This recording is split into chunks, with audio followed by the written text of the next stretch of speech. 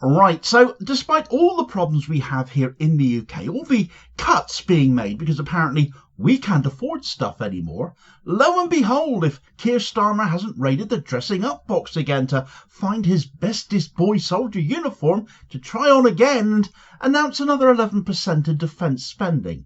And it has to be asked quite honestly at this point, what exactly are we defending anymore?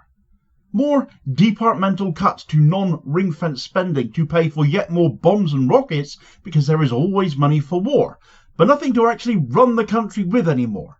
The elderly freezing through this winter because of cuts to the winter fuel payment, child benefit being frozen, the two-child benefit cap remaining in place as well, cuts to health services and aid for abuse survivors such as Safeline are being cut, more money for bombs and rockets, never any to feed people or keep them warm or to house them or to help pay for local services as our council tax rises, disproportionately on the least well off at that. The list goes on and on.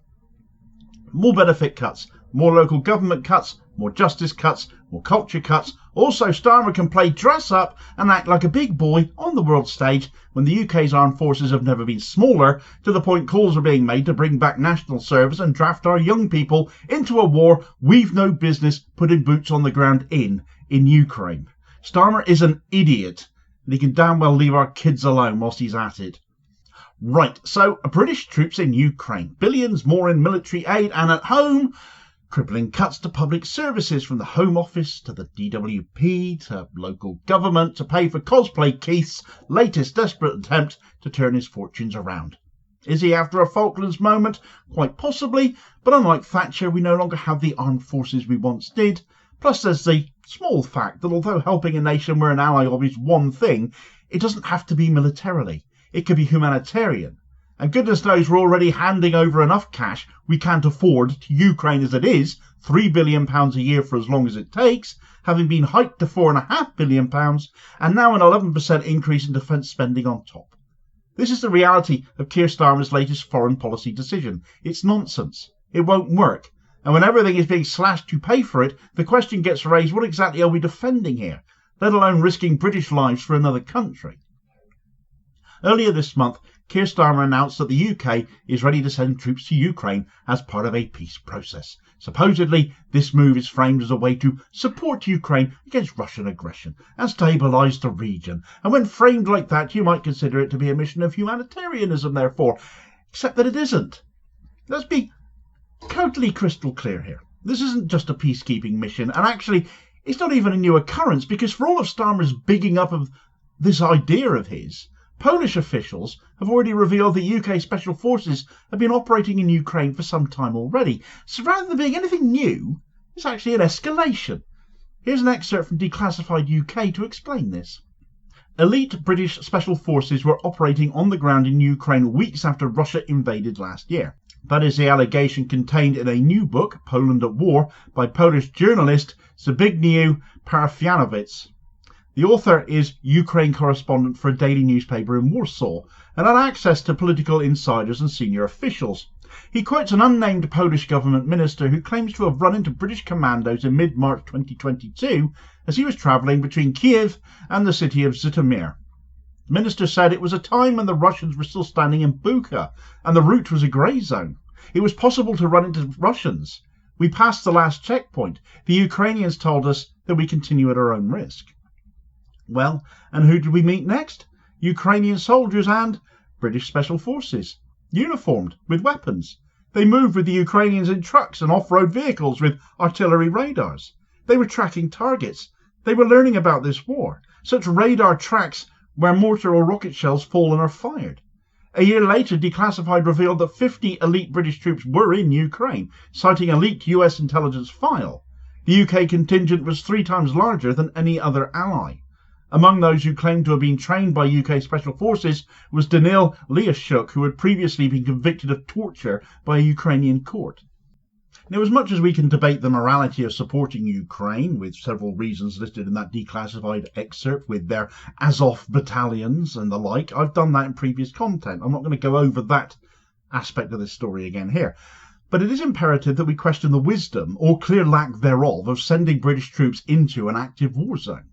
What happens if they're drawn into direct conflict with Russia, for example? What happens if British lives are lost? And let us not forget, this is a war that has no clear end in sight either. Are we ready for the long-term consequences? Are we prepared for it? Do we really have the armed forces and the support for them to be able to carry that out? Here's where I think things get even more troubling though. To fund this increased military involvement, the UK government is making devastating cuts to public services. According to various sources, public services could face cuts of up to 11% to free up funds for defence spending.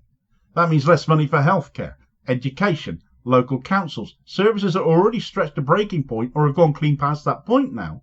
And if you give it some thought about the departments and areas which now face spending cuts, what Starmer is doing, and how he is choosing to do it, is utterly criminal, and really should be having people asking, if we have to sacrifice these sorts of things, what are we fighting for exactly? Think about it for a second. While billions are being sent to Ukraine, schools in the UK are struggling to afford textbooks. Hospitals are understaffed and local councils are cutting essential services like waste collections and social care. Is this really the right priority for a country still recovering from a cost of living crisis, that we should go to war instead of dealing with the real problems affecting our everyday lives? Such a big argument for saying we simply can't afford it. There is enough to do here. There are financial needs here outside of defence that, if not addressed, would leave people wondering quite rightly, what exactly are we defending here, when there's not really much left to defend. Inflation is high. Growth is stagnant. That's supposed to be what Starmer and Rees are all about. Growth, not war. And public debt is soaring as well. Yet instead of investing in the UK's future, Starmer is choosing to pour money into a foreign conflict, and Rachel from Accounts hasn't bleated once about her fiscal rules being broken about this, has she? Some might argue that this is about standing up to Russian aggression and defending democracy. I would argue this war is nowhere near so black and white as that as well. NATO expansionism, the trigger, as much as you can point to Russian invasion and aggression. But at what point do we say enough is enough here? At what point do we prioritise the needs of our own people? Because right now, it feels like the British public is being asked to pay the price for a war that isn't theirs. Let's also talk about the risks for a moment as well. Sending troops to Ukraine isn't just a logistical challenge, it's a gamble as well. It's a move that could escalate tensions with Russia more directly with us here. And any boots on the ground are already being mooted as a direct threat by NATO against Russia from Putin. Again, coming back to that NATO expansionism playing its part in driving this conflict, potentially drawing the UK and other nations besides into a broader conflict going outside of that. And that's without bringing the notion of nukes into the conversation as well, as so many will. There's a big difference between standing up to aggression and recklessly escalating a conflict, especially when all conflicts only ever end one way, and that is through constructive negotiation and dialogue from both sides to bring out an end to it all. And right now it would feel like Starmer would rather portray a brill-creamed Mr. Ben going into the costume shop and parading about in fatigues, when the only fatigue really being felt is the British public towards him. But in all seriousness, his ego trip right now to distract from economic issues, spending cuts, and his raging and ever-increasing unpopularity is one that can have catastrophic consequences for the UK and beyond. And then there is the human cost. On one hand, you have the people of Ukraine, those caught up in the middle, who are suffering immensely and very much do deserve our support. On the other hand, you have the people of the UK who are being asked to sacrifice their own quality of life to fund this war effort, also suffering, yet have a government seemingly caring more about another country than this one. And that's not to be callous about these things, you understand, but we shouldn't have to choose between helping others and helping ourselves, because the money is there if Starmer and co would choose to tax the rich instead of making more cuts and not eternally placing the burden on ordinary working class people.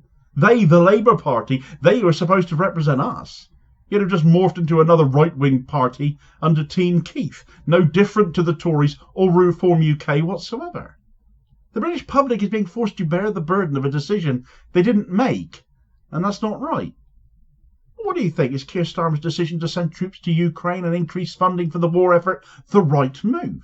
Would you be prepared to see your child sent into this conflict as has been mooted as well, or is it all a dangerous and unnecessary move from Starmer, paid for at our expense, that could have devastating consequences for the UK, not just militarily, but perhaps economically as well? Do let me know in the comments below. Meanwhile, while Starmer can't fall over himself fast enough to aid white-skinned, blue-eyed and blonde-haired Ukrainians, especially refugees here in the UK, the same can't be said of brown-skinned Palestinians. And that distinction has blown up amid accusations of racism on his part, and his cosplaying here won't be helping the optics of that. Not when he is one of the Israel lobby's most loyal bought and paid for assets.